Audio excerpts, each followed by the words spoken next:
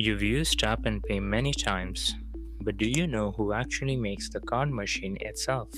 And which companies keep it running? To understand it, we need to look inside the machine one layer at a time. In the US, companies like Ingenico and Verifone hold a massive share of the machines you see every day. These companies are the architects of the physical machine. They don't just build a plastic shell, they build a high security vault.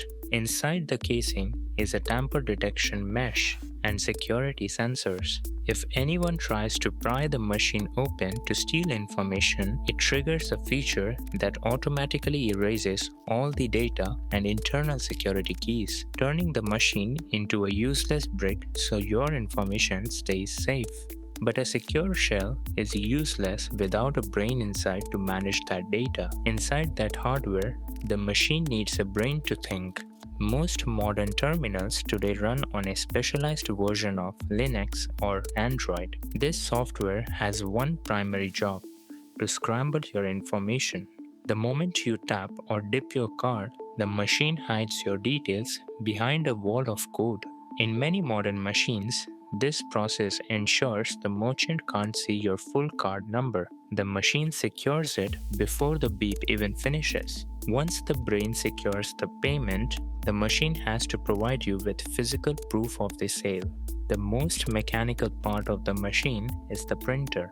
Even though the device has a brand name on the outside, the printing engine inside is often sourced from specialists like Seiko or APS.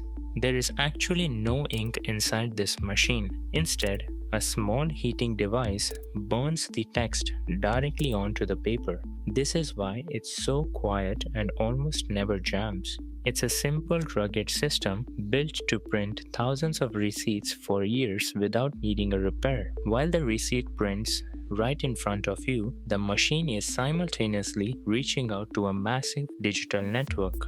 Finally, the machine needs to talk to the world. Since it is a standalone unit, it has its own connection using Wi-Fi, Ethernet, or even a built-in SIM card. But it doesn't call your bank directly. It calls a payment processor.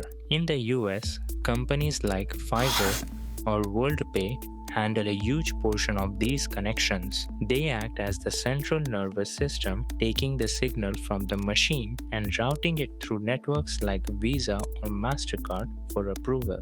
This invisible handoff is the final step in a journey that covers thousands of miles in just a few seconds.